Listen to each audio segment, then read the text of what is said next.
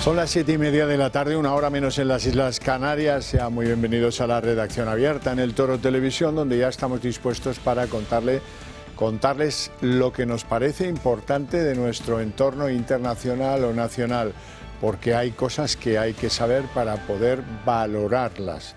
Y eso lo queremos hacer en esta casa con dos criterios fundamentales: la valentía y el rigor. Y dentro de un tono, de un ambiente general de libertades, porque aquí los que vienen y se expresan con libertad. Si no les gusta, pues tienen las Telepedro, que son 8, 10, 12, yo no sé cuántas, creo que les van a dar una más. Ahí, la voz de su amo, nosotros de eso nada, como bien saben muchos de ustedes. Miren, hasta hace muy poco tiempo había un tupido velo que protegía o que hacía que no nos enterásemos de lo que sucede dentro de los centros que acogen menores. El otro día les contábamos lo que había pasado en Fuenlabrada, ¿no? Con 6 heridos, vigilantes de seguridad heridos, tuvo que intervenir la Policía Nacional, tuvieron que sacar a algunos menores dentro de una reyerta entre supuestamente menores. Luego los ves en las imágenes y dices, bueno, menores, no sé yo, ¿eh? Bien, empezamos a saber lo que pasa dentro de esas casas de menores, normalmente negocios de ONGs, de asociaciones, de no sé quién, de tal y de cual, que cobran de las administraciones públicas un pastizal, por cierto, para formar a esos menores, para tenerlos allí resguardados, para darles de comer y para facilitarles una cama. Lo que pasa después, pues parece que no les importa mucho, pero de lo que sí empezamos a tener idea clara es de lo que pasa dentro. Vamos a Palma de Mallorca, donde en un centro de menores pues han detenido a un joven por intentar estrangular a otro, que esto debe ser el día a día, pero ahora que tenemos acceso a conocer qué pasa dentro, ahora que supongo que los vigilantes de estos centros están todos bastante agobiados, pues entonces empezamos a tener una idea más clara de hasta qué punto estos menores pues suponen un problema dentro de los que les dan de comer y les ponen una cama y refugio y dinerito en el bolsillo para que puedan salir del centro y hacer sus cosillas y tal. Quiero hablar de esto con don Jorge Campos, que es diputado de Vox en el Congreso, pero diputado por Mallorca y que conoce esta realidad muy bien. Jorge, muy buenas tardes, gracias por atendernos. Muy buenas tardes, encantado. Los centros son un problema, como decía Vox desde hace mucho tiempo, y poco a poco pues vamos viendo, y ahora ya parece que alguien se ha decidido a contar lo que pasa puertas adentro. Sí, los centros de menores, los centros de acogida, desgraciadamente ya hace años que son un problema, pero en estos momentos son un problema agravado por la invasión inmigratoria ilegal que recibimos en Baleares, sobre todo en Mallorca y en Ibiza, con la llegada masiva de una inmigración ilegal argelina. De hecho, este intento de asesinato de un joven, como dicen ahora, a otro de ese centro de acogida, bueno, pues ese joven es un joven argelino que, según dicen, tiene 18 años. No sabemos si tiene 18 o tiene 35, porque esto también hay que decirlo. Pero ese joven argelino de 18 años es el que ha intentado matar a otro de ese centro de acogida. Y eso demuestra que la situación en la mayoría de los centros de Mallorca es absolutamente insostenible. Y te voy a dar un dato, Javier, que pone los pelos de punta. Debido a la invasión inmigratoria, en estos momentos los centros de acogida, los centros de menores de Mallorca, su capacidad está a un 1000%, no a un 100%, no a un 150%, a un 1000%. Es una situación de colapso absoluto donde no hay control, además, ninguno, y donde suceden, lógicamente, pues hechos como este, además al importar una inmigración en su mayoría delincuencial. El mecanismo en las Baleares supongo que será parecido al de Madrid. La administración paga una serie de ONG, de asociaciones, etcétera, etcétera, que son los que se encargan de hacer funcionar estos centros y que cobran mucho dinero por cada uno de los menores ilegales que tienen ahí en un régimen que ni se le puede llamar de que estén internados porque salen cuando les da la gana, tienen unos horarios, pero son tremendamente flexibles y les dan hasta dinero para que tengan algo con lo que hacer algunos gastos, comprarse cosillas. Eso en Baleares también es así. Sí, sí, eso también es así. En Mallorca es así y nos cuesta la friolera de cada mena 7.500 euros al mes, cada uno, de los que tenemos. Hay cientos. Como digo, la capacidad está al 1000%. Y evidentemente no hay control ninguno. Bueno, los compañeros de Vox en el Consell de Mallorca, el grupo político del Consell de Mallorca, ha logrado convencer al gobierno del PP de que se le hagan, para empezar, pruebas dentales para saber la edad. Se ha denunciado por activa y por pasiva que este sistema es insostenible. Se ha dicho, además, que aquí hay un negocio a través de esas llamadas asociaciones del tercer sector. Unas asociaciones que tienen esos centros de acogida a través de un concierto, que son los que reciben esas cantidades de dinero que he dicho, más de 7.000 euros por mena al mes, y que a fin de cuentas hacen un negocio. Y como vemos, no se interesan por lo que pasa dentro y si hay seguridad o no hay seguridad. Insisto, si ya teníamos un problema con los centros de menores, con los centros de acogida, pues imagínense ahora con esa invasión inmigratoria ilegal, mayoritariamente de argelinos que provienen de zonas delincuenciales y que son los que están disparando el nivel de inseguridad y delincuencia a unos niveles nunca vistos en Mallorca. Pues sí que es un problema. Bueno, es un problema como todos los problemas. Si se coge el toro por los cuernos se pueden resolver. Que usted tiene 18 o más, por fuera. Que usted plantea problemas de relación con los demás, es violento, lo que quieras, por fuera. Expulsión y punto. Lo que pasa es que, claro, las expulsiones tampoco las puede ordenar un gobierno autonómico, las tiene que ordenar el gobierno central y no está claramente por la labor. Pero todos estos que administran las casas de acogida, los centros de acogida, todo este entourage del problema, cuanto más haya, más negocio. Claro, claro, evidentemente. Además, como vemos, no hay escrúpulos ninguno, ni siquiera intención de intentar solucionar el problema. Estas asociaciones tendrían que ser las primeras en decir que sus centros de acogida están colapsados, que ya no cabe más gente. Claro. Bueno, pues las denuncias vienen del grupo político de Vox, no vienen de esas asociaciones.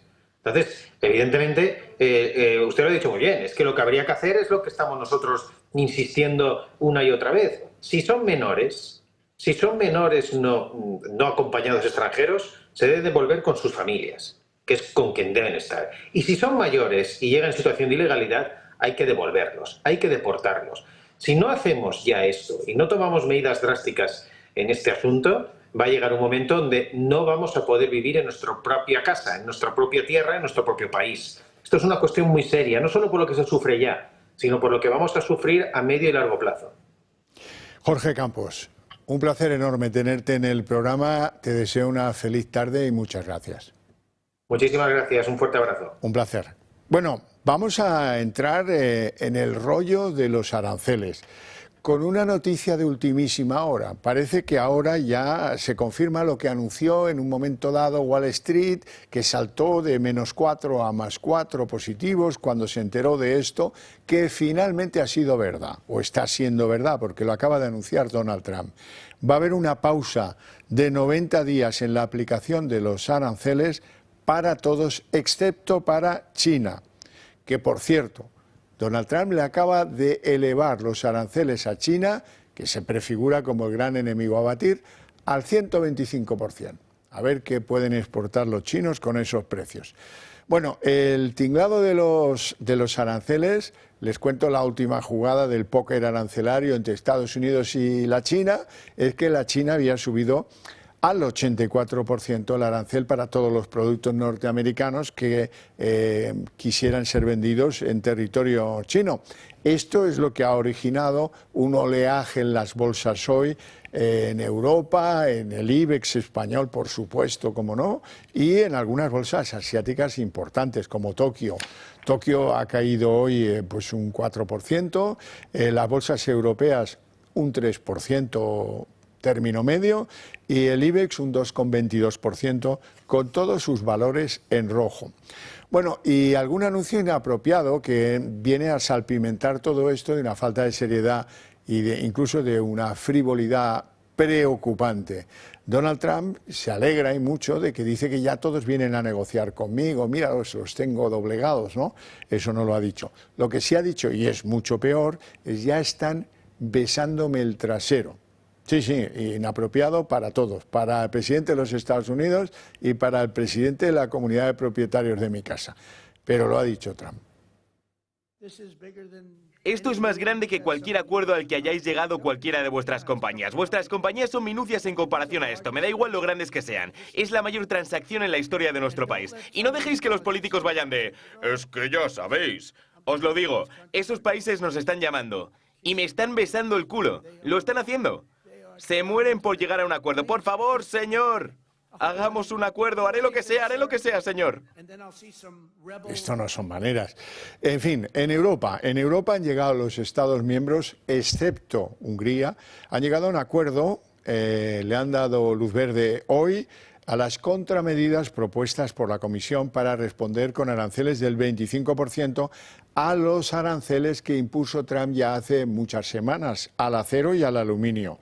Bueno, hay una lista de productos y un calendario de ejecución de estos aranceles a los productos norteamericanos señalados en la lista, un calendario muy suave, muy soft. Hay cosas que sí, ahora pronto, hay cosas que en mayo, hay cosas que incluso se dilatarían hasta diciembre para entrar en vigor. Da la sensación de que alguien quiere calma y probablemente un tiempito de negociación. Vamos con Pedro Sánchez. Pedro Sánchez está en Vietnam, se va a la China. Se va a la China a una reunión con Xi Jinping, el presidente de la República Popular China. Una reunión que dice Cuerpo que estaba preparada desde hace mucho tiempo, que coincide con la crisis arancelaria, pero es Sánchez el que ha querido arrogarse toda la cuestión de su protagonismo. Ahora, en nombre de Europa, va a abrir vías, dice, con China, una cosa extraordinaria. Ahí tenemos imágenes de Sánchez en su visita a la capital de Vietnam. Esto es lo que yo quiero que veáis. Este es el duro con el dictador Franco en España. Y ahora veis cómo se rompe el cuello ahí en la tumba de Ho Chi Minh, que era un sanguinario ultraizquierdista y líder del Vietcong. Pues ahí está, rindiéndole pleitesía con la cabeza inclinada al dictador Ho Chi Minh. Es lo que tiene la izquierda, el doble lenguaje. Franco es un horror, la memoria histórica. Aquí no vale todo eso, ¿no, Pedro? Aquí viva Ho Chi Minh, viva Ho Chi Minh. En fin, qué desastre. Tan desastre es el viaje, tan inoportuno, que quiero que conozcáis lo que dice el secretario del Tesoro de Estados Unidos sobre este giro pro-chino que parece protagonizar Pedro Sánchez. Lo vamos a escuchar, o lo vamos a leer, a escuchar, mejor a escuchar, siempre mejor. En términos de escalada, desafortunadamente, el mayor infractor en el sistema de comercio global es China. Es el único país que ha escalado la situación. Y le puedo decir al resto del mundo que no sé si fue el presidente o el ministro de Economía español esta mañana el que comentó que deberían acercarse más a China. Eso sería cortarse el propio cuello. Inoportuna visita que puede traernos consecuencias por ahora no esperadas de lo que es hacer las cosas pues por solitario y por soleares. Carlos Cuerpo, en España, el ministro de Economía, decía que lo importante para Europa es preservar la unidad. Es verdad, porque ahora, ¿quién no tiene la tentación de ir a ver a Donald Trump y decirle, hombre, si nosotros somos tan colegas? Por ejemplo, la primer ministra italiana, por poner un ejemplo, o el primer ministro húngaro, Orbán, ¿por qué no? Pueden hacerlo, claro que sí. Escuchamos a Cuerpo.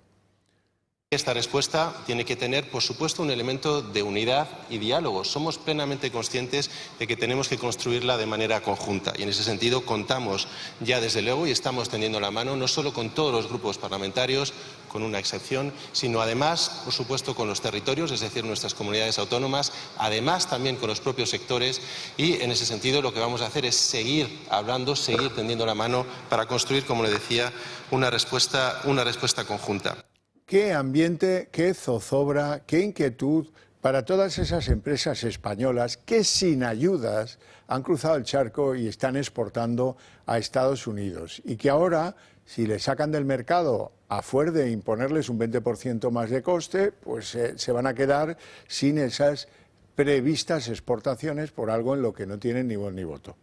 Por eso, para que ustedes conozcan ese drama, hemos invitado a don Santiago Martín, que es presidente de Embutidos Fermín, una de las empresas más relevantes en la exportación de embutidos, precisamente de calidad a muchos lugares, pero también a Estados Unidos.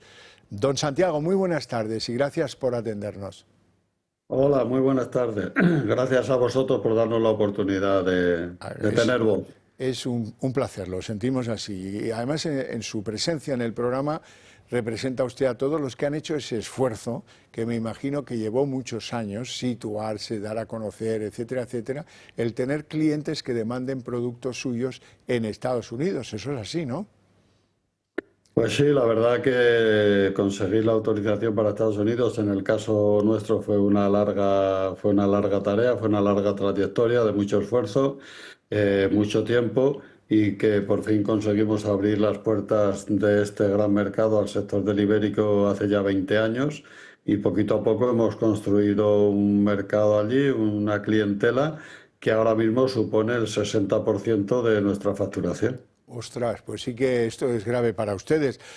Poquito a poco y gastando mucho dinerito, me imagino, porque esas son cosas que competen al empresario, que no puede hacer otro en su nombre, pero que van costando un dinero que uno espera que con el tiempo pues ya eso se amortice y se pueda generar beneficio de esa actividad exportadora. En concreto, sus productos, sus embutidos en Estados Unidos, si se les aplicara, espero que no sea así, al final un 20% de arancel, ¿estarían fuera de mercado, estarían fuera de sus clientes, de su capacidad? Bueno, sin ninguna duda, si aplicamos una subida directa de ese 20% a nuestras tarifas de precio, pues evidentemente nos colocaríamos en una situación en el mercado muy complicada y muy comprometida. Sobre todo teniendo en cuenta que además hay ya cadenas de clientes nuestros en Estados Unidos que están anunciando que no van a admitir subidas de precios.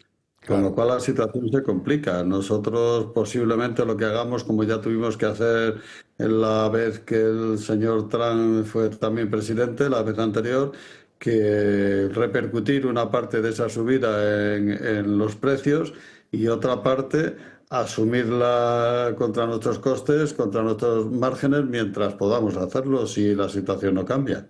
Desde luego complicado. Quiero conocer, don Santiago, su opinión sobre el plan de ayudas anunciado por el gobierno español. Bueno, a ver, el plan de ayudas en principio pues está muy bien si se lleva a efecto tal y como parece ser que tienen previsto hacer, pero no sé si las ayudas serán suficientes para poder corregir luego la situación en el mercado. Y hay una cosa que decía la vicepresidenta con la que creo que la mayor parte de los empresarios no sé si podremos estar de acuerdo, porque hablan de que las empresas que reciban ayudas no tengan que realizar despidos. Eso solamente podrá ocurrir si las ayudas son muy grandes y pueden compensar lo que puede suponer la caída de un mercado, ¿no? Porque es muy fácil decir que no haya despidos, pero hay que luego mantener las empresas con la puerta abierta cada día y manteniendo a todos los trabajadores cuando las cosas se complican y a lo mejor no es posible mantener todos los puestos de trabajo. Obviamente. ¿Embutidos Fermín está buscando mercados alternativos? Sí, la verdad es que nosotros tenemos, gracias a Dios, tenemos bastantes países abiertos a los que podemos vender. Es verdad que Estados Unidos, como acabo de decir, supone el 60% de nuestra facturación, con lo cual es el mercado más importante que tenemos, pero también estamos presentes en Asia y estamos intentando por todos los medios potenciar el mercado, desarrollar el mercado lo máximo posible en Asia. Ya lo estábamos haciendo antes los aranceles, que continuamos haciéndolo cuando el señor Trump en la campaña ya empezó a anunciar los aranceles, y ahora que ya están impuestos y si Dios no los remedia se van a quedar ahí, mayormente para redoblar esos esfuerzos de derivarnos nuestra facturación todo lo más posible a otros mercados. Don Santiago Martín, no le entretengo más, le agradezco mucho que nos explique la situación, porque esto sitúa mucho a los espectadores en el drama que supone para muchas empresas que han hecho un trabajo durísimo para entrar en un mercado que tiene restricciones fitosanitarias y de aduana históricas tremendamente duras, y que ahora pues el capricho de los aranceles de Donald Trump les viene a suponer una tremenda bofetada. Le deseo mucha suerte, le agradezco mucho su participación en el programa y que tenga usted muy buena tarde. Muchas gracias, muchas gracias. Un placer, un placer. Bueno, pues ya lo ven, ya conocen a otra de las víctimas de este drama, ¿no?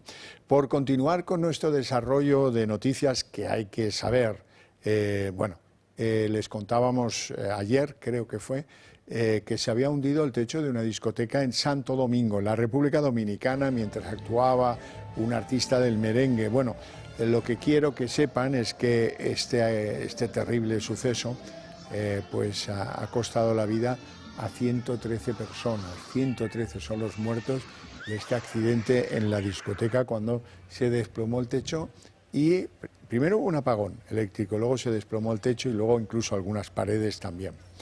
Bueno, y de Santo Domingo nos vamos a Alemania, donde finalmente la tradición política alemana, ya saben que habla de los gobiernos de Großen Koalitionen, es decir, cuando el partido número 1 con más votos, más escaños, más poder, acaba formando gobierno con el número 2, que es el que le sigue en importancia política. Este es el caso de la CDU, del hombre que ganó, Friedrich Merz, que ganó las elecciones, y del SPD, que ahora ha cambiado de líder, ya no está el que antes era canciller, Otto Schulz, pero el que va a ser número 2 del gobierno es el líder actual del SPD, de los socialdemócratas. Se llama Lars Kimball.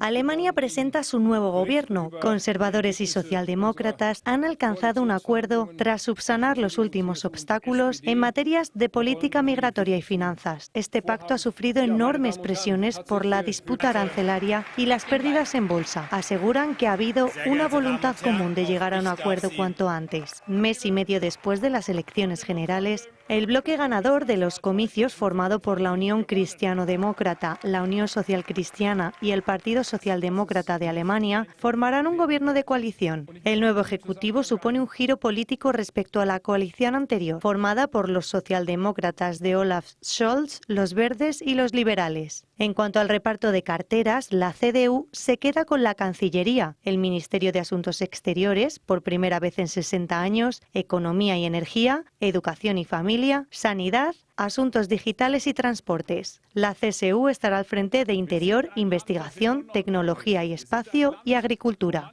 En cuanto a los socialdemócratas del SPD, liderarán los ministerios de Finanzas, Defensa, Trabajo y Asuntos Sociales, Justicia, Cooperación al Desarrollo, Medio Ambiente y Construcción. Según este acuerdo, Lars Klingbeil será vicecanciller y el nuevo ministro de Finanzas. La investidura del líder de la CDU, Friedrich Merz, se espera a principios del mes de mayo, cumpliendo con el calendario y librándose de las presiones demoscópicas. Según la última encuesta de Forsa, el 69% de alemanes consideran que ahora Merz no es apto para el cargo de canciller y el partido Alternativa para Alemania ha empatado en los sondeos con la CDU-CSU con el 24% para ambos.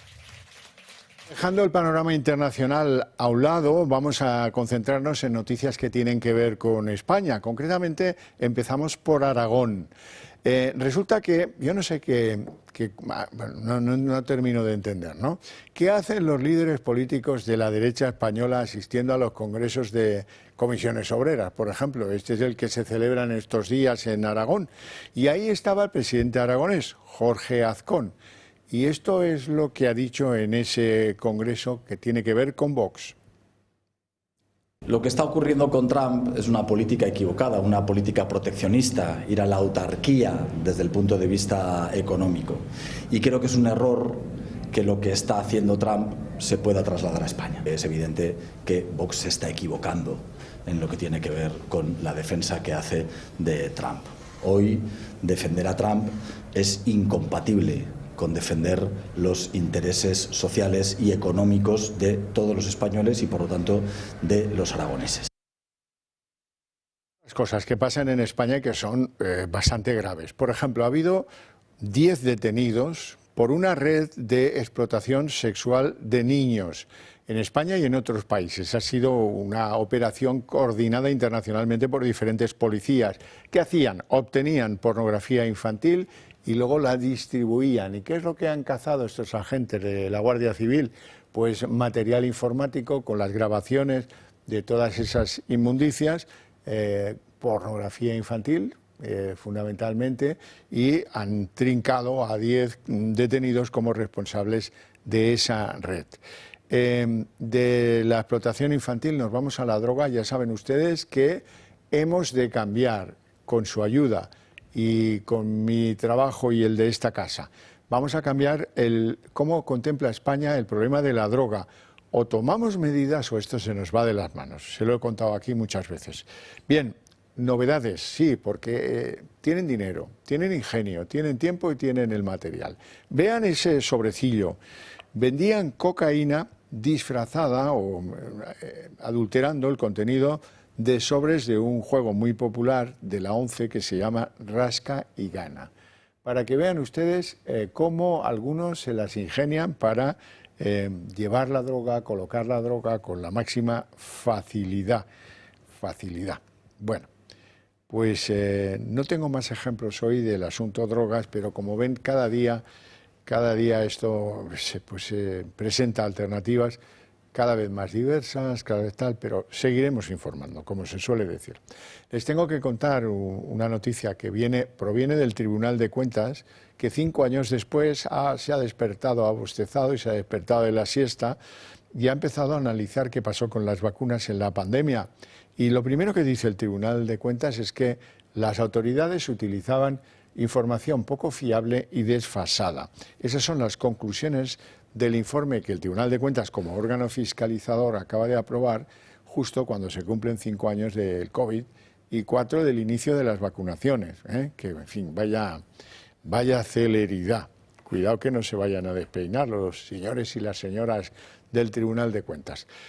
Bueno, quiero recordarles que si quieren ustedes que esas ideas que compartimos, ustedes y nosotros, lleguen al último de los españoles y prosperen llegando al último de los españoles, pues piénsenlo bien. Hay una alternativa más rápida que el boca a boca y es apoyar a esta cadena de televisión. Saben ustedes que nosotros tenemos la voluntad de ser la correa de transmisión que lleve esas ideas al último de los españoles. Si nos hacen más fuertes, nosotros vamos a devolver esa ayuda con rédito, como se solía decir antes. ¿Cómo se hace esto? Pues muy fácil, tan fácil como llamar por teléfono al 91 616 2464 y en 5 minutos ya están ustedes apoyándonos, haciéndose miembros del Club de Amigos del Toro Televisión. Y ahora nos vamos a publicidad. Controlar los niveles de azúcar es fundamental para tener una buena salud. Lo sabes bien si eres diabético de tipo 2 o prediabético, o tienes que controlar tu nivel de glucosa en sangre varias veces al día por distintas razones médicas. Hasta ahora esta prueba se hacía con los glucómetros tradicionales, analizando una muestra de sangre extraída tras un pinchazo en el dedo y midiendo el nivel de glucosa con una tira reactiva. Un proceso sin duda doloroso y molesto. Afortunadamente ya es posible conocer estos niveles de una manera más cómoda e indolora, gracias al innovador glucómetro sin pinchazo de Protege tu Vida, sin aguja, sin necesidad de realizar las molestas extracciones de sangre.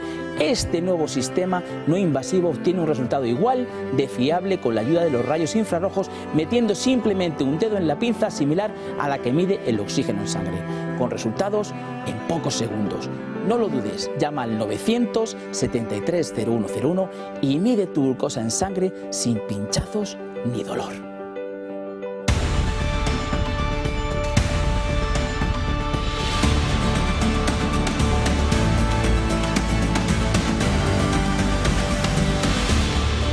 Son las 8:03, momento en el que abrimos nuestra mesa de análisis político. Les presento a nuestros invitados aquí en la mesa, doña Ana Cuartero, diputada de Vox en la Asamblea de Madrid. Luego hablaremos de la comisión que se ha cerrado y tiene conclusiones. Seguro que sí. Sí, señor. Muy Don Manuel tardes. Pino, eminente jurista y además el hombre vicepresidente del Club Liberal Español. Muy bien, pues ahí estamos, en el club muy activos y con muchas reuniones sobre lo que está pasando, de gente muy experta. Ayer tuvimos una reunión con un especialista y estamos muy preocupados con las situaciones de aranceles Tema de moda. y de Europa con Trump. Por si alguno ha llegado tarde al programa y no se ha enterado de la parte anterior, pues hay una moratoria, que es como se llaman estas cosas, de Trump, 90 días, para la aplicación de los aranceles a todos menos a China.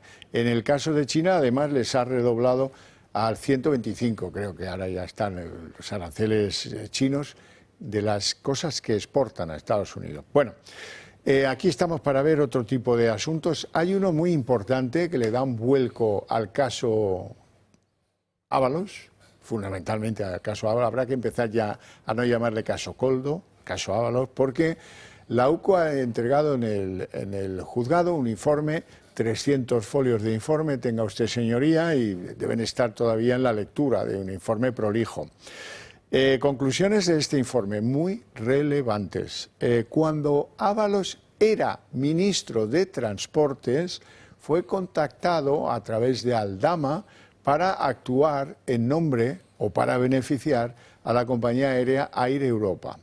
Y la compañía Air Europa, así que se publicó, cuidado, esto es muy importante también, así que se publicó que los 475 millones estaban concedidos de ayuda pública al gobierno Sánchez, pues tuvo a bien alquilarle un chalet espectacular que se llama Villaparra en Marbella, para uso y disfrute de Ábalos y de quien quisiera llevar. No sé a qué novia llevó o a cuántas de ellas, porque le caben 2 furgonetas, por lo menos.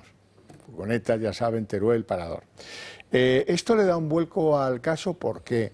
Hombre, porque si el AUCO llega, o el juzgado llega a demostrar que efectivamente hay una relación entre la mediación que hizo en favor de la compañía, que ya es grave, el señor Ábalos, ante el gobierno para que diera las ayudas públicas, eso tuvo su continuidad en el alquiler para su disfrute de un chalet de lujo, pues eso se llama en la ley española cohecho. Y ahí da igual que sean, como el caso, 9.800 euros que pagaron por él para su solaz, que 9.800.000 euros. Da igual, el importe da igual. Si se demuestra el cohecho, está severamente castigado en las leyes españolas. De ahí que les diga que esto es un hecho muy relevante que le da un vuelco al caso, como ahora van a ver. Sobornos, un chalet de lujo en Marbella y un rescate millonario. Lo descubierto por la UCO pone en la diana a Ábalos, a Begoña Gómez y a Air Europa. La compañía pagó a José Luis Ábalos el alquiler de un chalet de lujo en la Costa del Sol, un gesto de agradecimiento al exministro por haber intermediado en el rescate de la aerolínea con 475 millones de euros públicos. Lo descubierto ya es irrefutable. La familia Hidalgo, dueña de Air Europa, está directamente involucrada en este rescate. Pero también lo está Víctor de Aldama, la mujer de Pedro Sánchez, Begoña Gómez, y la mano derecha de Ábalos, Koldo García, quien actuó como intermediario. La UCO lo tiene claro. Víctor de Aldama, en aquel momento contratado por la familia Hidalgo, presionó a Ábalos para que el rescate de la aerolínea llegara cuanto antes. Y cuando se hizo pública la nota de prensa en la que el gobierno anunció la concesión, Ábalos eligió por medio de una videollamada de su asesor la finca llamada Villaparra para disfrutar de unas vacaciones en familia. Poco después, el exministro disfrutaba de su lujo, 9.800 euros por un chalet de ensueño pagado por Air Europa. La jugada estaba completa. Además, la UCO ha encontrado un ingreso sospechoso realizado por la madre de Koldo para ocultar la verdadera procedencia del dinero. Pero atención, porque hasta la propia Begoña Gómez tiene su papel en esta historia. Unos mensajes entre Aldama y Koldo intervenidos por la UCO revelan que Javier Hidalgo llamó a la mujer del presidente ante la falta de acuerdo dentro del gobierno para concluir este rescate millonario que finalmente se hizo efectivo en noviembre de 2020. Todo esto ya trae cola, porque recuerdan aquel encuentro en San Petersburgo que nadie nos ha sabido explicar, con Javier Hidalgo, con Aldama, en la terraza de un hotel. No sé si se puede salir a la terraza de un hotel en San Petersburgo, no sé qué mes sería, pero hace frío allí de narices. Bueno, la cosa es que en aquella ocasión, reconocido por Hidalgo, se pidió el favor a Begoña Gómez de que interviniera para recuperar unas deudas que tenía Globalia, que es el holding que ampara a Air Europa, en una línea de autobuses en el Levante español en la que había habido unas pérdidas que no conseguían recuperar. A lo que vamos, esto cambia las cosas. Hombre, cambian las cosas, pero Javier, el tema del rescate de Air Europa y otro rescate de otra línea aérea venezolana anterior, que coincidió en la fecha, pues han estado siempre, por lo menos, cuestionados, ¿no? La gestión express que se hizo por Aldama, es verdad, pero es que Aldama estaba cobrando como asesor de Air Europa cantidades importantes mensualmente y la habían contratado no solamente para este rescate de asesor, sino también estaba contratado para la recuperación de una deuda que tenía con la compañía aérea el gobierno venezolano, que es los famosos 200 millones, no sé cuánto, y él tenía ahí un contrato de asesor. Que fue rápida la gestión, que salió adelante el rescate, pues eso parece que es evidente, ¿no? Que estaba nervioso Hidalgo y que ponía nervioso a Koldo y Aldama, y hay conversaciones de tensión y de nervios entre Aldama y Koldo y Aldama con Hidalgo, parece que sí. Que llamó a la presidenta del gobierno, parece que hoy ha salido que hay una llamada también a la mujer del presidente del gobierno. El chalet ya había salido, el chalet no es noticia de hoy. ¿Conoces ese chalet o esa zona? Yo creo que uno que está al lado del Coral Beach, unos chalets que están al lado del Coral Beach, y es un buen chalet, y bueno, pues que le pagó el dinero por su cuenta, por las gestiones, lo que se ha molestado en el rescate, pues mire, pues eso es una dávida que está prevista en el Código Penal, eso no puede hacerse, y entonces pues habrá un delito y tendrá que responder ante él. Ábalos, que está tan enfadado y que ha puesto tantos recursos y que parece que no le están dando la razón los tribunales superiores, todo lo que afecta a su causa, ¿no? El tema es muy gordo y sobre todo hay cosas que todavía no sabemos, Javier. Sí. En el tema de Koldo hay cosas que todavía no sabemos. De Koldo y de Ábalos, hay cosas que no sabemos. Ha salido lo del parador de Teruel, han salido cosas así, pero aquí hay temas más gordos que todavía no sabemos y que acabaremos, supongo, sabiendo, ¿no?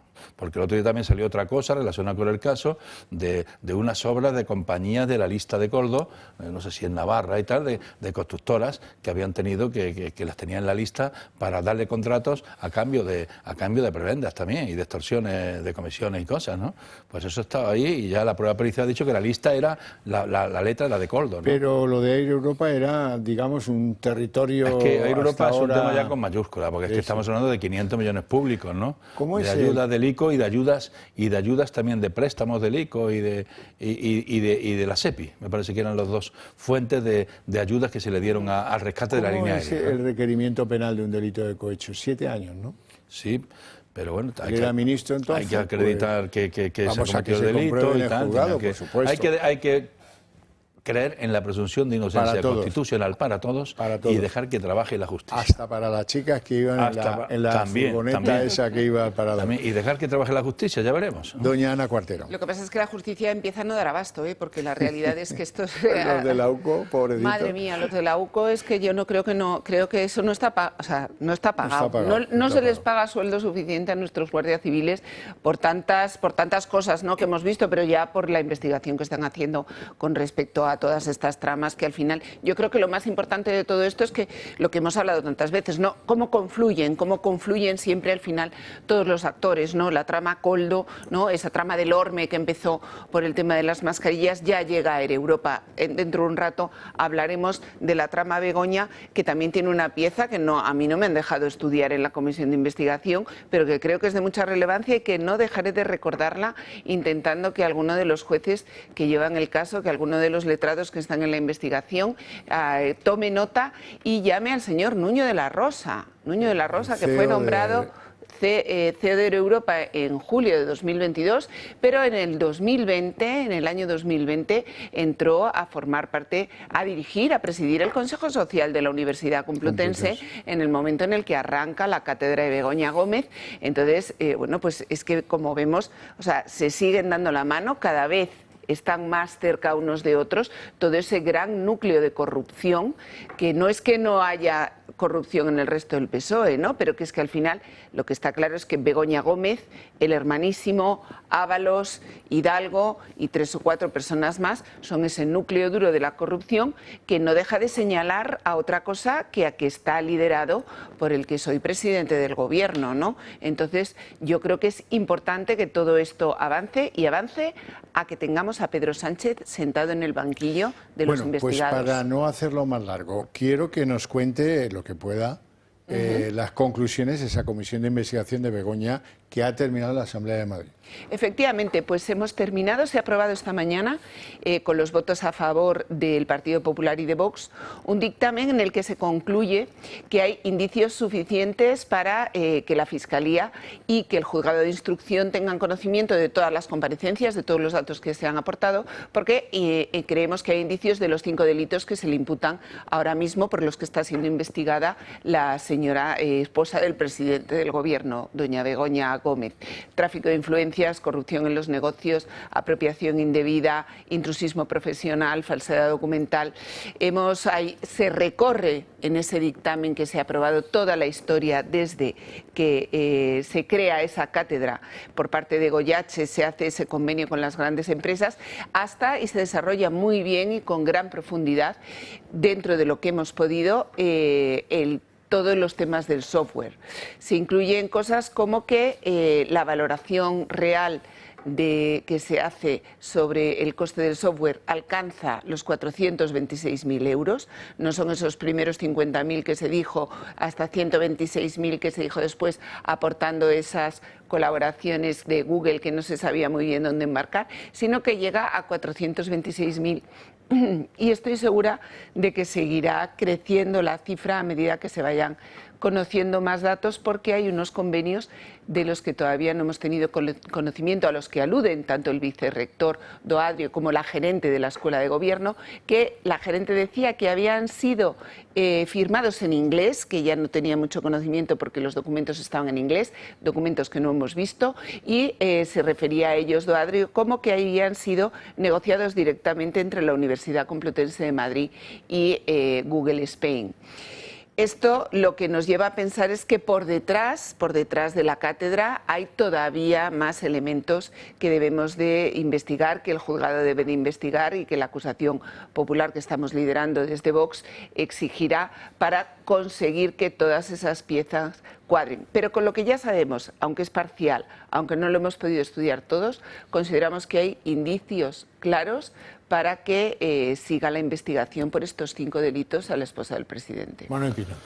Bueno, pues yo, Javier, ya sabes mi opinión sobre las comisiones de investigación de estas políticas, sobre todo cuando hay un tema instruyéndose en un juzgado. Yo creo que las comisiones de investigación no están sirviendo nada más que para los medios de comunicación y para ponerlo en la escena pública.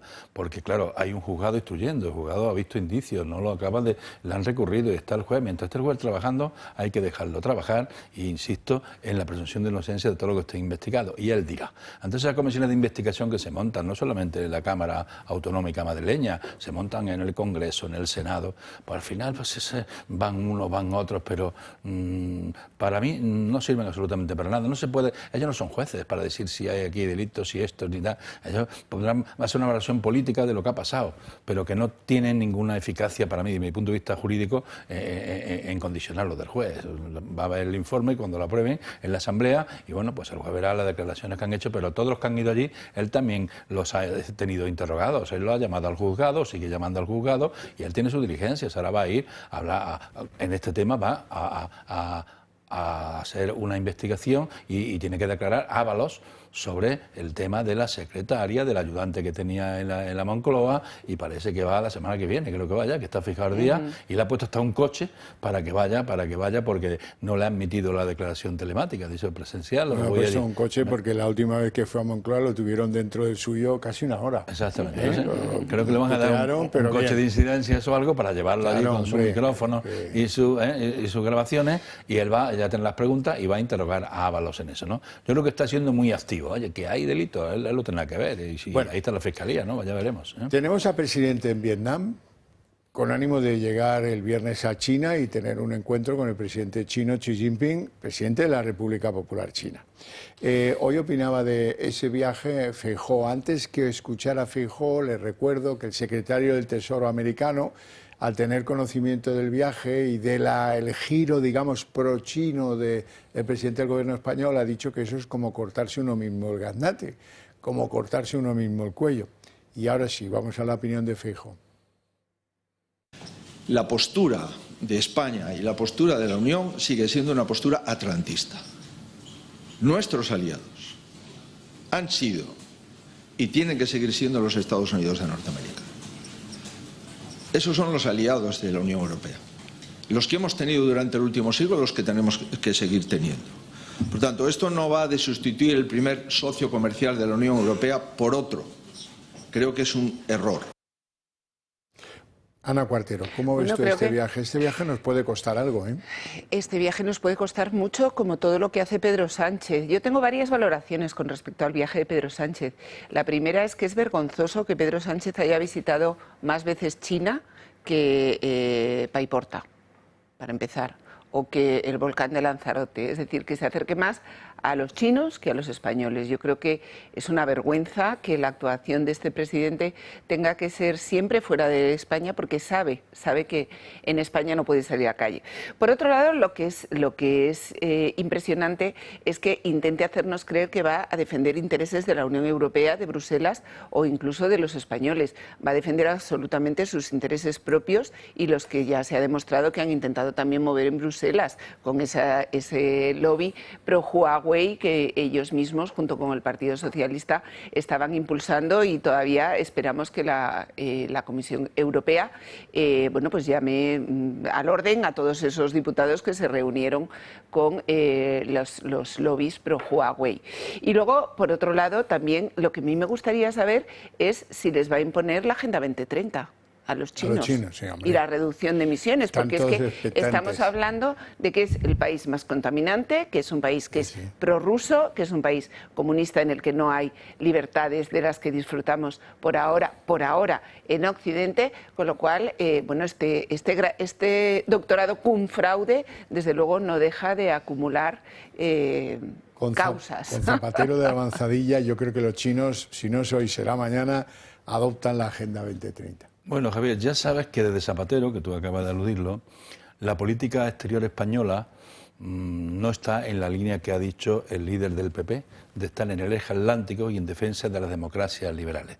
Desde Zapatero hicimos una política exterior que nos fuimos a otro eje del mundo y hemos estado en lo que se suponía el foro de San Pablo, del Grupo de Puebla, hemos estado en unos populismos de izquierda y hemos estado en otra política exterior no defendiendo el eje atlántico y las democracias liberales, a las que alude el líder del Partido Popular. Entonces, este viaje a China, bueno, pues yo creo que estaba organizado con independencia de los aranceles. El viaje a China es un compromiso de Zapatero, que está en sus actividades diversas y que tenía que llevar allí al presidente para demostrar que Zapatero es importante en España y que le lleva allí al presidente y al ministro de Exteriores al chino. Yo creo que eso ha estado organizado fundamentalmente por la influencia de Zapatero. Creo que ha estado el viaje y que estaba programado antes incluso del tema que ahora le han puesto y de que va allí como embajador de la Unión Europea para nuevos mercados. Todo eso yo creo que son adornos, ¿no? Yo creo que la Unión Europea si va, irá con líderes que representen al conjunto, no porque vaya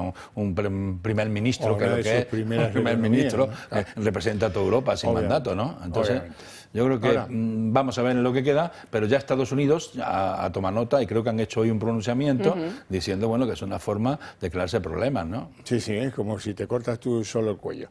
Por cierto, cuidadito con China. Cuidadito con China porque China tiene una aspiración y es que le dejen hacer cosas en las Islas Canarias. China quiere poner un centro de actividad comercial y de todo tipo de influencia sobre África Occidental desde las Canarias. Al mismo tiempo pesquerías, al mismo tiempo, bueno, pues todo tipo de actividades. A ver qué le arrancan a Sánchez, porque los chinos para esto son muy hábiles. Vamos a hacer una pausa muy cortita, de apenas 2 minutos, y enseguida volvemos.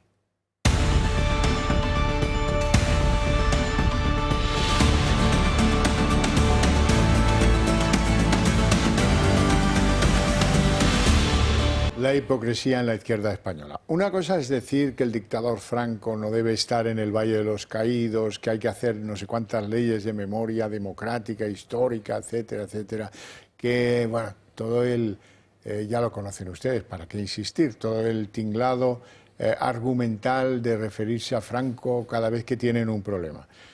Y otra, lo que ha pasado hoy en Vietnam, en la capital de Vietnam, porque ahí van a ver imágenes de cómo a su presidente y al mío, Sánchez, casi se le parte el cuello en una especie de acto genuflexo en donde está enterrado un verdadero dictador, este sí, sanguinario incluso, Ho Chi Minh, el líder del Vietcong. Bueno, pues ya van a ver imágenes de cómo Sánchez, mira qué imagen. Mira, este es menos dictador, ¿no, Sánchez? Este es un dictador de izquierdas, ¿o cómo? Bueno, pues ahí estamos en la pleitesía a Ho Chi Minh, que a mí me parece verdaderamente innecesario y un poco repugnante. Indigno, ¿no? Porque una cosa es que, bueno, pues que vayas a los actos donde seas invitado, pero con ese entusiasmo no me lo imaginaba yo. Bueno, pues Sánchez, que aquí ha dado el espectáculo de sacar la tumba del general Franco televisada y con helicópteros y con todo, porque había que sacarlo, no sé qué rollo, y ha hecho 100 actos. Sí, sí. Para celebrar la muerte de Franco este año, con un presupuesto extraordinario, para celebrar la muerte del dictador, bueno, pues se ve la doble vara de medir. Se va a un país comunista y un dictador con todos los antecedentes que tú has puesto de relieve, pues resulta que va allí y hace un gesto de genuflexión diciendo, lo siento mucho que este país haya perdido una figura tan importante para China. Pero son países que son dictaduras y eso, bueno, tendrá su mercado, tendrá su economía, pero son dictaduras históricas, ¿eh? China, una dictadura. Los demás países con los que va Sánchez y se mantiene en Latinoamérica, pues también son dictaduras.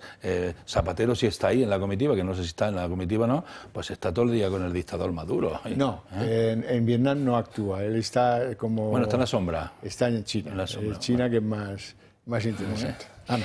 Bueno, yo creo que es deplorable, efectivamente, la actitud de Pedro Sánchez. Ya nada nos extraña en él, ¿no? Pero vuelvo a decir lo mismo. Este señor muestra más respeto a los muertos ajenos que a los propios. Dices, y hablas bien del Valle de los Caídos y de la falta de respeto que hay, no solo con la exhumación de Franco, no solo con el ataque que hemos hablado tantas veces, el ataque a la cruz como símbolo de concordia y de paz de los españoles, sino en aquella visita que hizo en la que cogía los cráneos, los huesos de aquellos que estaban siendo exhumados para intentar reconocerlos sin ningún tipo de respeto, como quien va a ver al hombre de Atapuerca, más o menos, una cosa así, ¿no? Como aquí se muestra respetuoso, ¿no?, con un dictador ajeno, ¿no?, que realmente no nos es nada.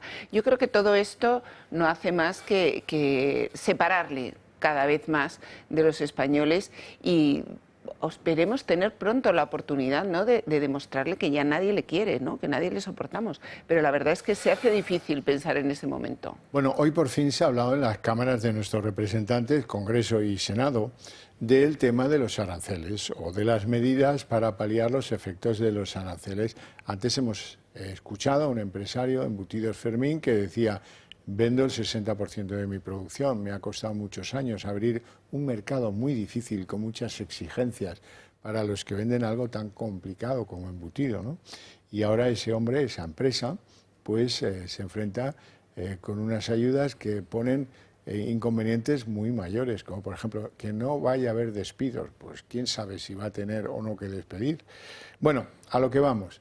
El debate de los aranceles y de las medidas antiaranceles y ese acuerdo del Partido Popular y del PSOE han sido el leitmotiv central, con un Partido Popular enfadado por el engaño de haber pactado sin avisar con Junts la entrega de un 25% de las ayudas a Cataluña o algo parecido a eso, y un PSOE que también se siente incómodo teniendo tratos con el PP.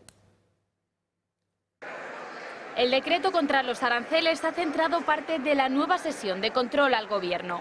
En el Congreso se han vivido tensos rifirrafes, uno de ellos entre Cuca Gamarra y María Jesús Montero. El PP echa en cara al PSOE el supuesto cupo arancelario para Cataluña. Están aprovechando la crisis de los aranceles que perjudica a tantos sectores económicos y a tantos millones de españoles para beneficiar a Junts.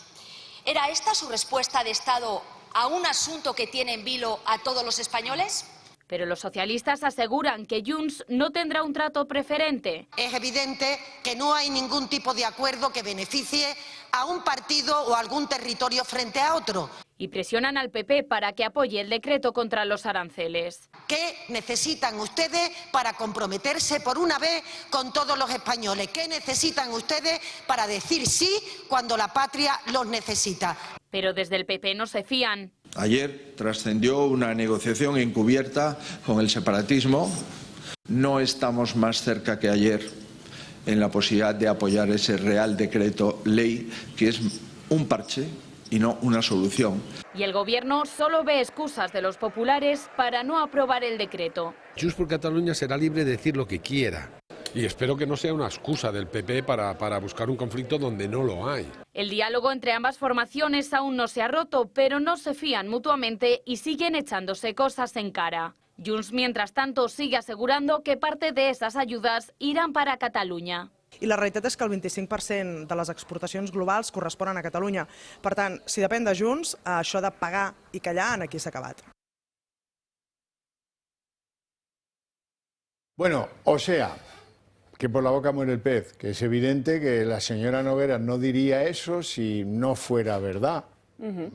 Y si hay maneras de decir que eso es mentira, pues que lo diga Pachi López también. No me creo a ninguno, no me creo a ninguno. Esta sensación incómoda de un pacto en el que, por cierto, lo único que incorporaron de lo que planteaba las propuestas del PP fueron tres cosas intrascendentes completamente.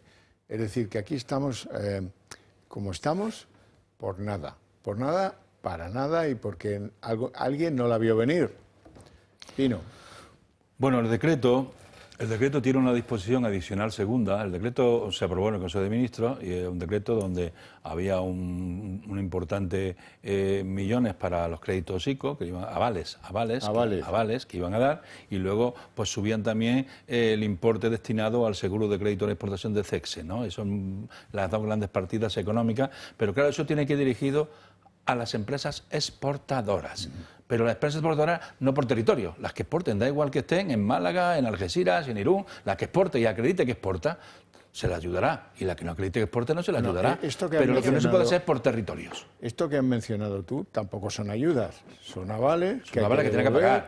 Que hay que pagar. No, pero te da el aval el Estado, si no pagas, el aval te lo pone el ICO. Bien, el ICO, te lo pone el ICO a una situación de liquidez transitoria o lo que sea. Pero eso no es una ayuda, es una garantía que si tú fallas, ahí está el Estado. Y lo del CESTE, el seguro de exportador. Es un seguro que van a dotar más presupuesto para que llegue a más cantidades que las que hoy tiene. Tampoco ayuda al empresario. El seguro de crédito de la exportación. Que hemos tenido aquí de invitado hace un rato, que dice, oiga, yo si exporto el 60% de lo que produzco y le ponen un 20% de arancel, no lo voy a vender.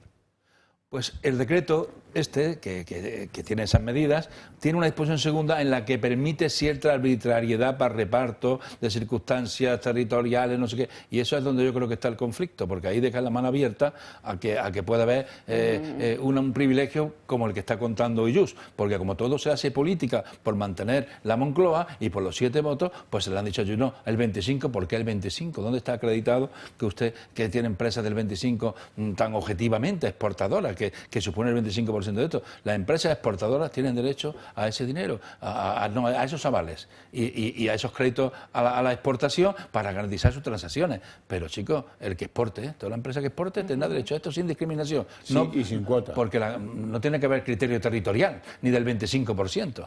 Bueno, yo creo que hay varias cosas que comentar. La primera, que yo, igual que Horcajo, yo no me creo nada.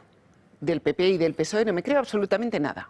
La única que la creo es a Míriam Nogueras, porque podría estar en absoluto desacuerdo con ello, pero realmente son los únicos que dicen la verdad.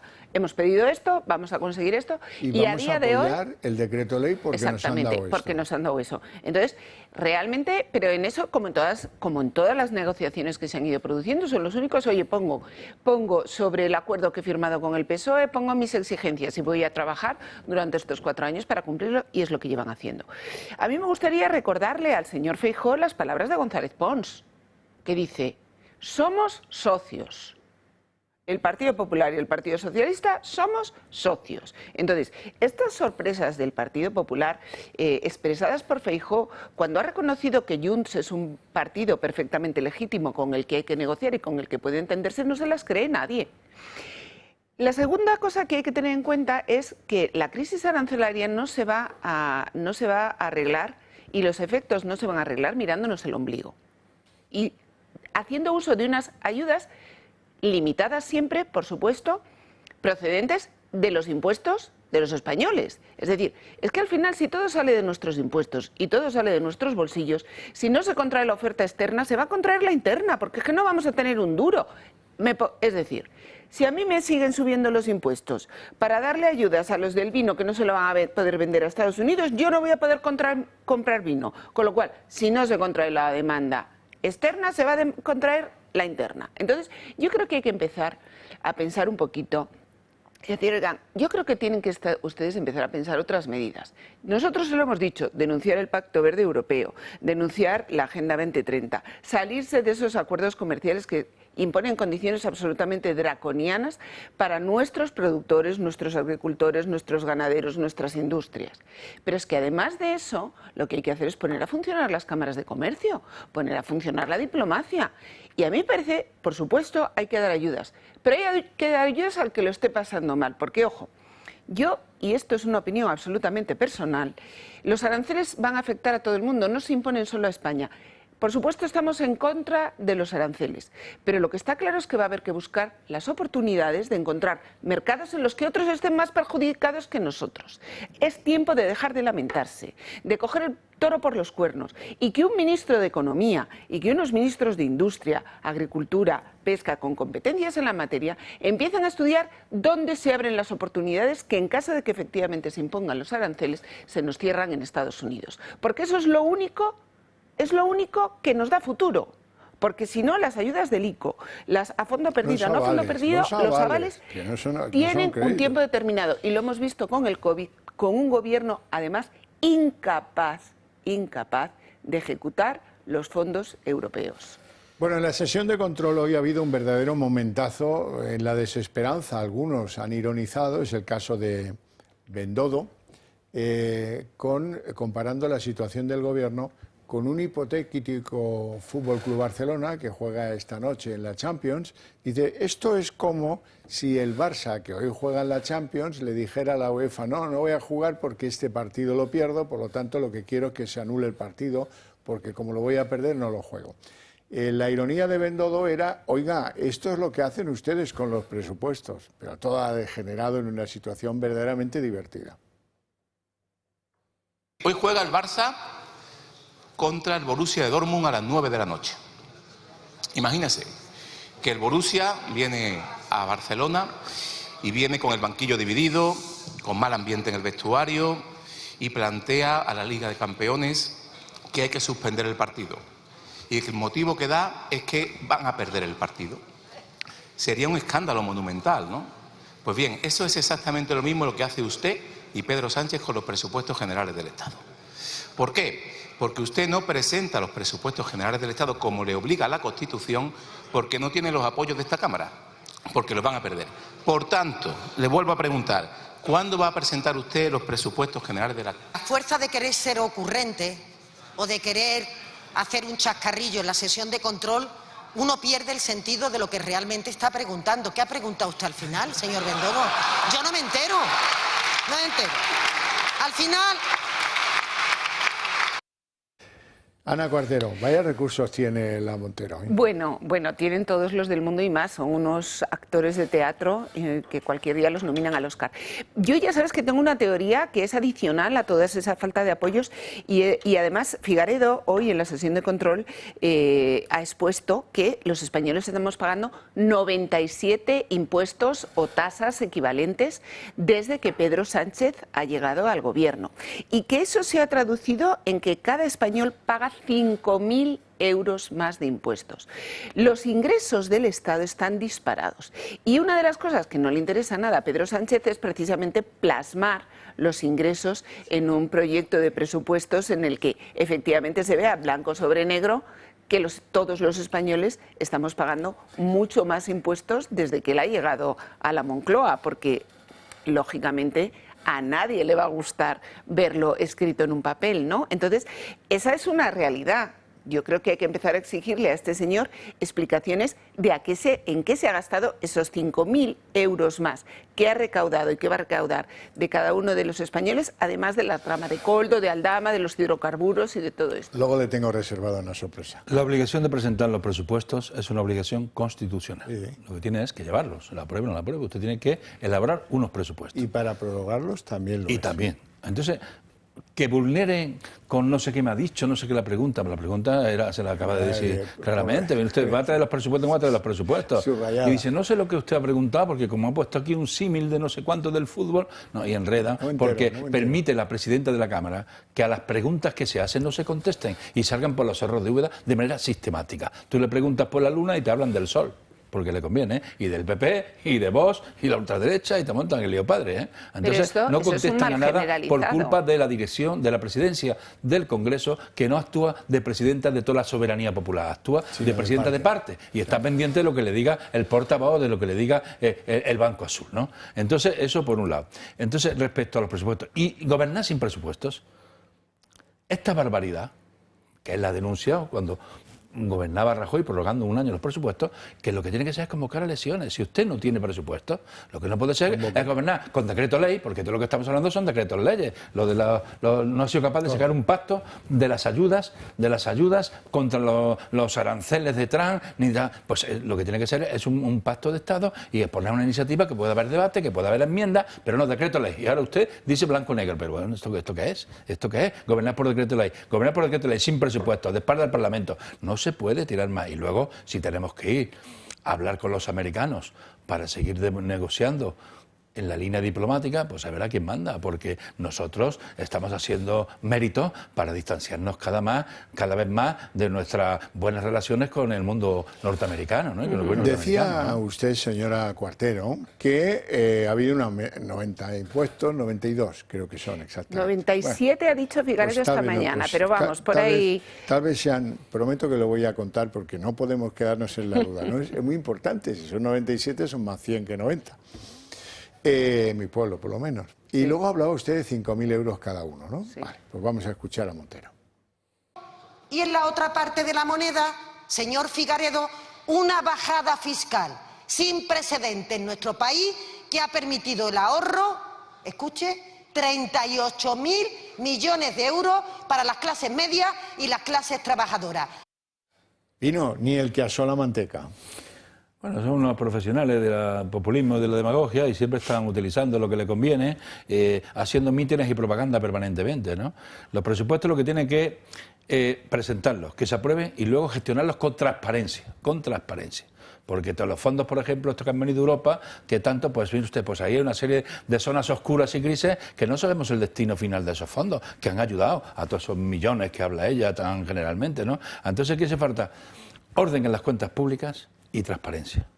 Y orden en las cuentas públicas es que tendremos que acabar poniendo a alguien responsable del gasto, porque nuestros presupuestos lo que son muy grandes en gasto público y hay que racionalizarlo y hay que hacer esos debates de racionalidad de lo que gastamos porque al final el que paga es el contribuyente y el contribuyente le cuesta mucho ahora enfrentarse a la renta y detraer de sus ingresos cosas que podía tener porque quiere contribuir al estado de bienestar de su país.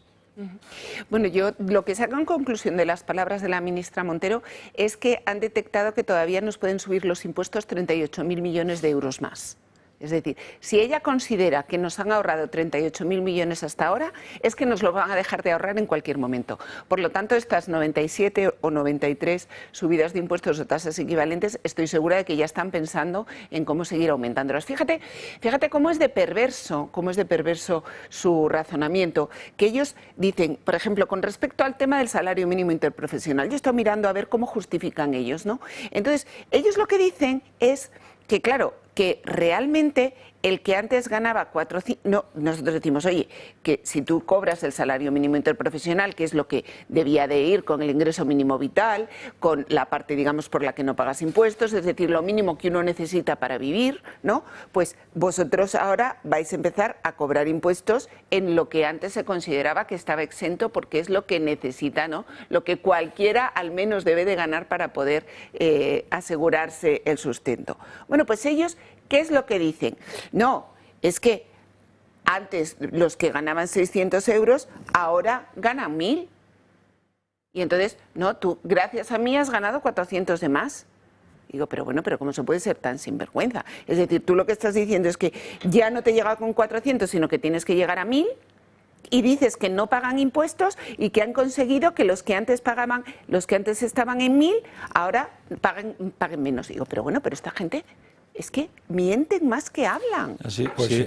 El tema es que hay una escala de a partir de qué cantidades se contribuye a la renta. Se tiene que hacer declaración de la renta. Y como ha subido tanto los salarios mínimos, pues ha llegado un momento que el salario mínimo se ha metido en la escala y entonces hay que retenerle y tienen que pagar. Y esa es la pelea que ha tenido la ministra esta de Hacienda con Yolanda para hacer más demagogia, y para este año, ambos con la fórmula de devolver no sé cuánto y tal, exclusivamente para este año, para seguir un tiempo más votándole y disfrutando de los placeres del gobierno. Caso a caso y solo a aquellos que no hagan la declaración conjunta. No, porque el salario mínimo. Entonces, ¿qué pasa? Que se ha colado en la escala que la Hacienda, que es general. Pero que al final tienen su razón de ser, es decir, todas esas escalas lo que van es intentando eliminar los impuestos a la parte que uno necesita para su propia subsistencia. Bueno, María Jesús Montero está en un verdadero crucigrama, porque van a por ella, el PP lo tiene claro, la van a reprobar y ella está como que en la cuerda floja. Después de los patinazos recientes de María Jesús Montero contra la presunción de inocencia del caso Dani Alves o las críticas a las universidades privadas, desde el Partido Popular aseguran que la vicepresidenta primera del Gobierno se ha convertido en un estorbo para Sánchez. El principal partido de la oposición parece tener una estrategia clara: aprovechar este momento de Montero para ir a por ella, llegando incluso a pedir su dimisión en la sesión de control al Gobierno. Se han pasado 11 días desde que usted misma atacó uno de los principales pilares de nuestra democracia, la presunción de inocencia, y todavía no ha dimitido. Yo le preguntaba cuándo va a dimitir usted, pero lo que ya está claro es que usted ya está cesada de facto. Esta ofensiva la harán también en el Pleno del Senado. El Partido Popular avisa de que defenderá una moción para reprobarla por las descalificaciones públicas a jueces y magistrados, por el incumplimiento de sus obligaciones con los presupuestos y la financiación autonómica y por someter a los ciudadanos a un constante incremento de carga fiscal. Sobre este último tema, cuando Vox ha preguntado a Montero sobre la subida de impuestos, ella ha presumido de haber ahorrado a la clase trabajadora con bajadas de impuestos 38.000 millones de euros. ¿Esta sangría fiscal para qué? La recaudación es fruto del dinamismo económico y en la otra parte de la moneda, señor Figaredo, una bajada fiscal sin precedentes en nuestro país que ha permitido el ahorro, escuche, 38.000 millones de euros para las clases medias y las clases trabajadoras. Pero la vicepresidenta del Gobierno no debería hacer alardes de ahorro cuando el REAF, el Registro de Economistas Asesores Fiscales, ha anunciado que la enmienda que ha registrado el PSOE y Sumar para que el salario mínimo interprofesional no tribute tiene un error que obligará a los contribuyentes a pagar entre 110 y 180 euros. Lo de siempre. El que legisla mal no aprende. Y esto es sistemático, desde tiempos de la pandemia anteriores, ulteriores y recientes. Como están en la pelea, pues a la hora de escribirlo, errores. Es que a Montero la ha convertido Sánchez en la superwoman, entonces la deja ahí en las comisiones de control, la pone, es la que manda en el partido, porque el Partido Socialista también ella es el mando único, allí prácticamente ella es en el ranking de autoridades yo creo que es la segunda en el partido, además candidata a la Junta de Andalucía y está un poquito desbordada, ¿no? Y luego por eso no da tiempo ni a hacer los presupuestos ni a llevarlos al Congreso, ¿no? Que es su obligación, que como ministro de Hacienda. Entonces está un poquito desbordada y luego por eso dice cosas que carecen de sentido, la presunción de inocencia, las universidades privadas, hace unos ataques ya en sus mítines de fin de semana que llegará muy estresada para poner en escena ese tipo de comentarios, ¿no? Lo que pasa es que al Partido Popular le pasa siempre lo mismo, porque con el tema de la presunción de inocencia es que el Partido Popular ha apoyado leyes como las leyes de violencia de género, que también limitan la presunción de inocencia para los hombres en este país. Es decir, las defensas del Partido Popular de la presunción de inocencia es que ya tampoco se sostienen, porque no son reales. Entonces, declaraciones como las del otro día de María Jesús Montero las podemos encontrar de igual manera en muchas diputadas y en muchas incluso que han sido ministras por parte del Partido Popular. Con lo cual yo creo que Cuca Gamarra y Feijóo lo que deberían de empezar a pensar es en hacer una oposición real, una oposición eficaz. Lo que no se puede es estar intentando criticar al Partido Socialista y después por lo bajini, que es lo que hacen siempre con el Consejo General del Poder Judicial, o no tan bajini con el Tribunal Constitucional, entregarse a las manos del Partido Socialista. Así que yo les animo a hacer realmente una oposición eficaz y marcar las distancias y ser firmes en el ataque a Pedro Sánchez. No tenemos tiempo para más, si acaso para que les cuente yo rápidamente que el emérito Juan Carlos I estudia acciones en los juzgados contra Corina Larsen, la que fue su amiga especial, y contra su abogada. Como digo, no tenemos tiempo para más, si acaso muy poquito, para que yo agradezca a mis dos invitados su presencia en el programa y sobre todo sus opiniones, y a ustedes su paciencia e interés. Eso sí, para ustedes hay premio a la vuelta de publicidad al día en 30 minutos.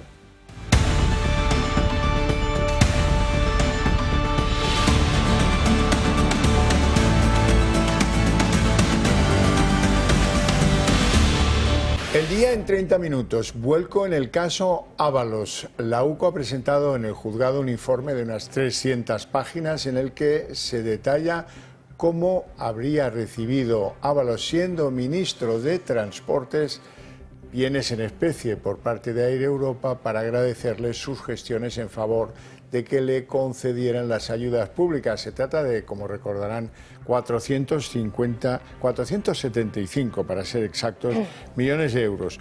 La UCO lo ha descubierto a partir de las comunicaciones de Koldo con Air Europa, etcétera, para que pagaran el alquiler de lujo de un chalet en Marbella para que lo disfrutara el ministro de Transportes, que aún lo era. 9.800 euros que Koldo supervisó para el suministro, y si las pesquisas prosperan, se trataría de un posible delito de cohecho contra el exministro Ábalos. Y ojo, porque José Luis Ábalos no es la única persona del entorno de Pedro Sánchez que aparece salpicada por este nuevo informe. Según relatan los investigadores, el ex CEO de Globalia, Javier Hidalgo, habría llamado a Begoña Gómez para desbloquear en el último momento ese rescate de Europa. Este indicio podría ser clave en esa investigación paralela que sigue en estos momentos el juez Peinado. Recordarán que Begoña Gómez acusó al magistrado de prevaricar por seguir adelante con esta parte de la causa. Sobornos, un chalet de lujo en Marbella y un rescate millonario. Lo descubierto por la UCO pone en la diana a Ábalos, a Begoña Gómez y a Air Europa. La compañía pagó a José Luis Ábalos el alquiler de un chalet de lujo en la Costa del Sol. Un gesto de agradecimiento al exministro por haber intermediado en el rescate de la aerolínea con 475 millones de euros públicos. Lo descubierto ya es irrefutable. La familia Hidalgo, dueña de Air Europa, está directamente involucrada en este rescate. Pero también lo está Víctor de Aldama, la mujer de Pedro Sánchez, Begoña Gómez, y la mano derecha de Ábalos, Koldo García, quien actuó como intermediario. La UCO lo tiene claro. Víctor de Aldama, en aquel momento contratado por la familia Hidalgo, presionó a Ábalos para que el rescate de la aerolínea llegara cuanto antes. Y cuando se hizo pública la nota de prensa en la que el gobierno anunció la concesión, Ábalos eligió por medio de una videollamada de su asesor la finca llamada Villa Parra para disfrutar de unas vacaciones en familia. Poco después, el exministro disfrutaba de su lujo, 9.800 euros por un chalet de ensueño pagado por Air Europa. La jugada estaba completa. Además, la UCO ha encontrado un ingreso sospechoso realizado por la madre de Koldo para ocultar la verdadera procedencia del dinero. Pero atención, porque hasta la propia Begoña Gómez tiene su papel en esta historia. Unos mensajes entre Aldama y Koldo intervenidos por la UCO revelan que Javier Hidalgo llamó a la mujer del presidente ante la falta de acuerdo dentro del gobierno para concluir este rescate millonario que finalmente se hizo efectivo en noviembre de 2020.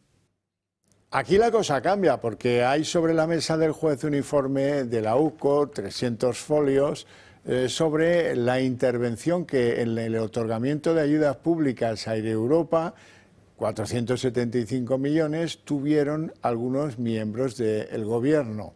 En este caso, en concreto, Ábalos, pero también Begoña Gómez. El informe afirma que Ábalos, siendo ministro de Transportes, pues se dejó que le pagaran un alquiler por parte de Air Europa para que pudiera pasar unas vacaciones de millonario en Marbella, en la Costa del Sol. Según la UCO, esto pues significaba que le pagaron 9.800 euros por un chalet de lujo en el verano del 2020 como contraprestación económica y mediante un chanchullo que han descubierto. En esos momentos hay que recordar que Aldama, el comisionista, trabajaba a sueldo de Globalia Air Europa, propiedad de la familia Hidalgo. Ábalos recibió este detalle, 9.800 euros, después de que el gobierno, cuando se acreditó que el gobierno iba a rescatar a la empresa aérea. Se trata de Villaparra y ahí se pasan unas estupendas vacaciones, por lo que dicen algunos. ¿Cómo se ha descubierto? Pues gracias al volcado de las comunicaciones de los móviles de Koldo García, que hacía pues de interceptor de la dádiva. El informe también alude a las gestiones de Begoña Gómez, la mujer del presidente, en favor de la compañía aérea y de la concesión de las ayudas. Mantuvo la señora Gómez contactos frecuentes con Javier Hidalgo, el pues entonces gran jefe de la compañía, desde tiempo inmemorial, desde aquel viaje famoso a San Petersburgo, 2019, y aquella reunión fue el principio que acaba generando una relación de confianza suficiente como para que acudan a Begoña cuando sienten que están en peligro las ayudas que le han pedido al gobierno. Así es que todos estos recursos de la familia Hidalgo a Begoña vuelven a situar a Begoña en el eje de otra de las prácticas que puede acabar con una condena por cohecho contra José Luis Ábalos. Y en el plano internacional, la noticia sin duda de la tarde es la decisión de Donald Trump de parar durante 90 días los aranceles prácticamente a todo el mundo, menos a China. A China le impondrá un arancel del 125% que entrará en vigor de forma inmediata. Lo ha anunciado Donald Trump hace escasos minutos, hace una hora, en su red social Truth, que es desde donde suele avisar a estas horas de la tarde de los últimos movimientos en esa guerra comercial. Aseguran ese mensaje que China les ha faltado al respeto y que esta decisión la ha tomado por esa falta de entendimiento de Pekín. Dice que por el contrario, y dado que por sugerencia suya no se han tomado represalias por parte de otros países del mundo, es más, han intentado llamar y contactar con varios departamentos de Estados Unidos, ha decidido realizar una pausa de 90 días en todos los aranceles. Esto quiere decir que en el caso de la Unión Europea, hoy entraban en vigor todos esos aranceles recíprocos, solo tendremos una tarifa del 10%. Esto será aplicable a otros países que están negociando en estos momentos con Estados Unidos, como puede ser, por ejemplo, Japón o Corea del Sur. ¿Cómo quedan en estos momentos los aranceles recíprocos entre Estados Unidos y China? Pues allí lo van a ver, lo están viendo en estos momentos en pantalla. En China, el arancel que ha impuesto Donald Trump y que hemos conocido hace escasos minutos es del 125%, entra hoy en vigor, y en Estados Unidos la tarifa que ha anunciado China y por la que se ha producido ese movimiento de Donald Trump en los últimos minutos es del 84%. La de Pekín entrará en vigor el 10 de abril, esto es mañana. Así son las cosas en estos momentos. Vemos una disposición total de China a luchar, a dar la batalla contra Estados Unidos, que se diferencia de la de otros países orientales, como es el caso de Japón o de Corea del Sur. Bueno, un presidente de Estados Unidos no debería decir determinadas cosas que no están a la altura ni siquiera del presidente de una comunidad de vecinos de un barrio de España. Es el caso de Donald Trump, que demuestra una enorme frivolidad contándole a los norteamericanos que ahora vienen todos, todos quieren negociar conmigo, todos, ¡ay, qué bien! Ya verás tú, ya verás tú. Me están besando el trasero. Hombre, pues es una expresión no demasiado amable, que viene a empeorar las cosas, que parece que es de lo que se trata por parte de Trump, y a burlarse de todos aquellos que han intentado una negociación de estas sanciones comerciales, por ejemplo, como es el caso de Corea del Sur. Esto es más grande que cualquier acuerdo al que hayáis llegado cualquiera de vuestras compañías. Vuestras compañías son minucias en comparación a esto. Me da igual lo grandes que sean. Es la mayor transacción en la historia de nuestro país. Y no dejéis que los políticos vayan de... Es que ya sabéis. Os lo digo, esos países nos están llamando. Y me están besando el culo. Lo están haciendo. Se mueren por llegar a un acuerdo. Por favor, señor. Hagamos un acuerdo. Haré lo que sea, señor.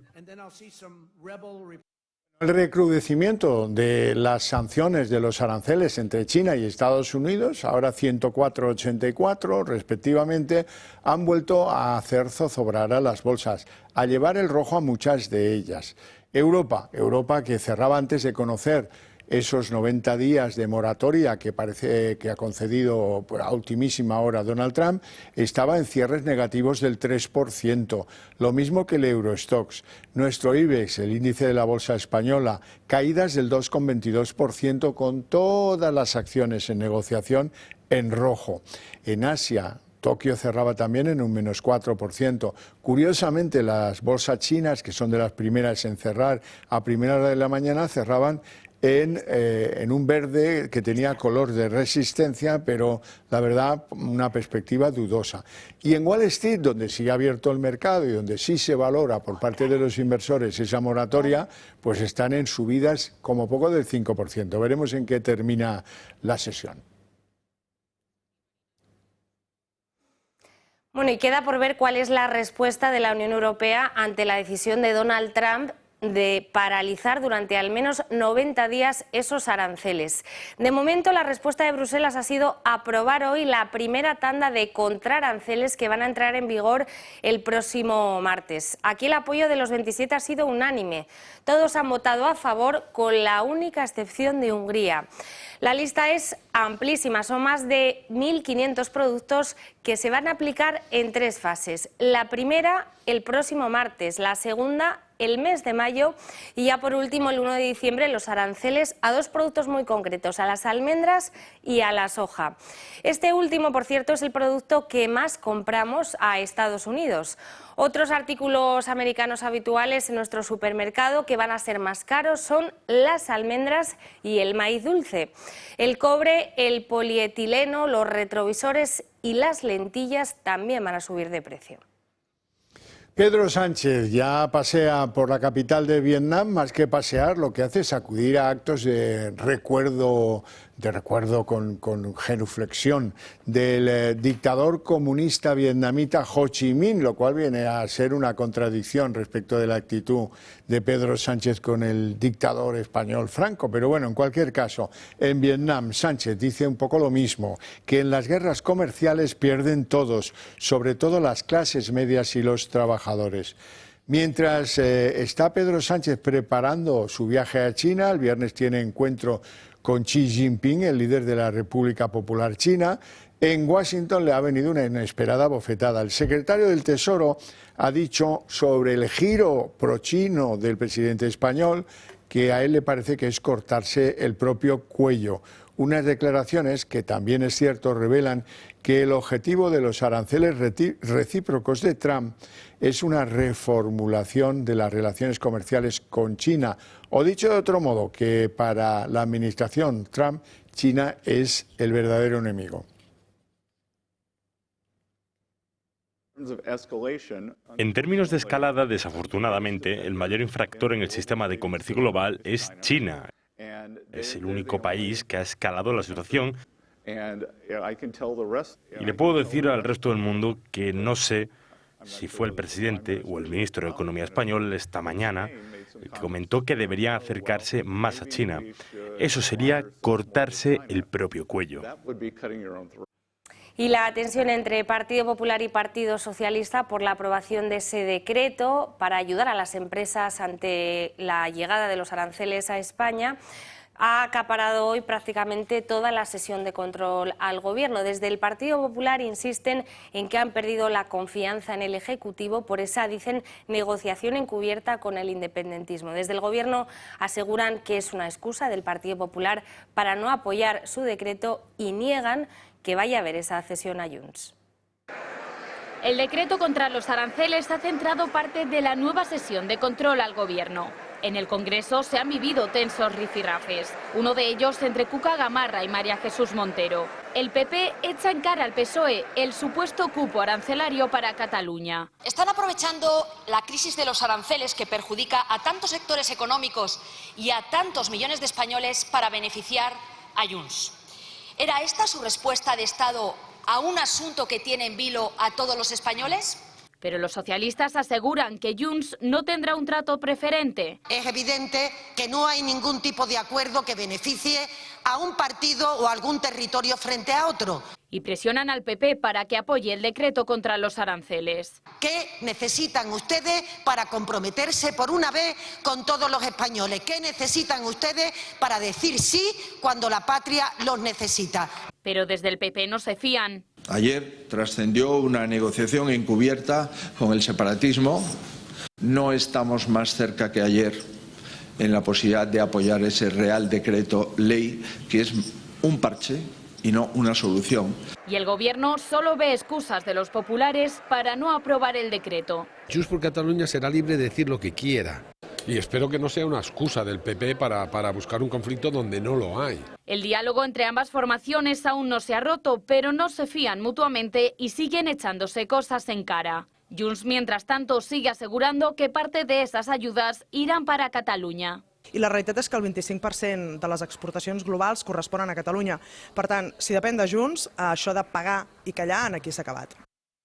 El Partido Popular sigue reclamando al Gobierno que presente los presupuestos en las Cortes, aunque sea para perder la votación. Hoy Elías Bendodo acudía a una especie de comparación futbolística. Dice, hombre, un equipo de fútbol que le dice en la Champions, le dice a la UEFA, oiga, suspenda el partido porque es que lo voy a perder. Pues sería un escándalo. Así es que eso es lo que ustedes hacen con los presupuestos generales del Estado. Lo sorprendente es la reacción de Montero. Hoy juega el Barça contra el Borussia de Dortmund a las 9 de la noche. Imagínense que el Borussia viene a Barcelona y viene con el banquillo dividido y plantea a la Liga de Campeones que hay que suspender el partido. Pues bien, eso es exactamente lo mismo lo que hace usted y Pedro Sánchez con los presupuestos generales del Estado. ¿Sabe qué pasa, señor Bendodo? Que a fuerza de querer ser ocurrente, uno pierde el sentido de lo que realmente está preguntando. ¿Qué ha preguntado usted al final, señor Bendodo? Yo no me entero. No me entero. Y enésimo error del Gobierno en la redacción de una ley que tiene de nuevo consecuencias para los ciudadanos. Un error de Moncloa obligará a los perceptores del SMI a pagar 170 euros en el IRPF. Recordarán que Sumar y Partido Socialista, después de semanas de tiras y aflojas, pactaron eximir de tributación a aquellos contribuyentes que cobrarán el SMI por lo menos en el ejercicio de 2025. Ahora, un error en la configuración de la enmienda pactada entre ambos miembros del Ejecutivo hace peligrar esta exención durante el año 2025. El Gobierno asegura que va a estudiar ese error y que lo enmendará lo antes posible. Y en la página internacional, después de 6 semanas, se ha conseguido en Alemania conformar un gobierno Großen Koalitionen entre la CDU y el SPD, entre los cristianodemócratas y los socialdemócratas. Estos han llegado a un acuerdo de gobierno en coalición. Los partidos conservadores y de centro-izquierda han presentado un pacto para ese nuevo gobierno. Lo han hecho hoy. El acuerdo allana un camino para un nuevo liderazgo de la economía alemana después de esas elecciones que se celebraron en febrero. Como consecuencia de este acuerdo, Friedrich Merz, que es el líder de la CDU y el ganador en nombre de la centroderecha alemana de las elecciones pasadas, se convertirá en el próximo canciller, reemplazando precisamente al socialdemócrata de la SPD, Olaf Scholz. El actual líder del partido de Scholz, que se llama Lars Klingbeil, este será el vicecanciller alemán. Así es que todo cocinadito en el bipartidismo en Alemania. Alemania presenta su nuevo gobierno. Conservadores y socialdemócratas han alcanzado un acuerdo tras subsanar los últimos obstáculos en materias de política migratoria y finanzas. Este pacto ha sufrido enormes presiones por la disputa arancelaria y las pérdidas en bolsa. Aseguran que ha habido una voluntad común de llegar a un acuerdo cuanto antes. Mes y medio después de las elecciones generales, el bloque ganador de los comicios, formado por la Unión Cristiano-Demócrata, la Unión Social Cristiana y el Partido Socialdemócrata de Alemania, formarán un gobierno de coalición. El nuevo ejecutivo supone un giro político respecto a la coalición anterior, formada por los socialdemócratas de Olaf Scholz, los verdes y los liberales. En cuanto al reparto de carteras, la CDU se queda con la Cancillería, el Ministerio de Asuntos Exteriores, por primera vez en 60 años, Economía y Energía, Educación y Familia, Sanidad, Asuntos Digitales y Transportes. La CSU estará al frente de Interior, Investigación, Tecnología y Espacio y Agricultura. En cuanto a los socialdemócratas del SPD, liderarán los ministerios de Finanzas, Defensa, Trabajo y Asuntos Sociales, Justicia, Cooperación al Desarrollo, Medio Ambiente y Construcción. Según este acuerdo, Lars Klingbeil será vicecanciller y el nuevo ministro de Finanzas. La investidura del líder de la CDU, Friedrich Merz, se espera a principios del mes de mayo, cumpliendo con el calendario y librándose de las presiones demoscópicas. Según la última encuesta de Forsa, el 69% de alemanes consideran que ahora Merz no es apto para el cargo de canciller y el partido Alternativa para Alemania ha empatado en los sondeos con la CDU-CSU con el 24% para ambos. Bien, hasta aquí el día en 30 minutos. Les deseamos una feliz noche a todos, especialmente a los que decidan compartirla con la señal del Toro Televisión. Les dejamos con Sandro Meco como cada noche. Hasta mañana.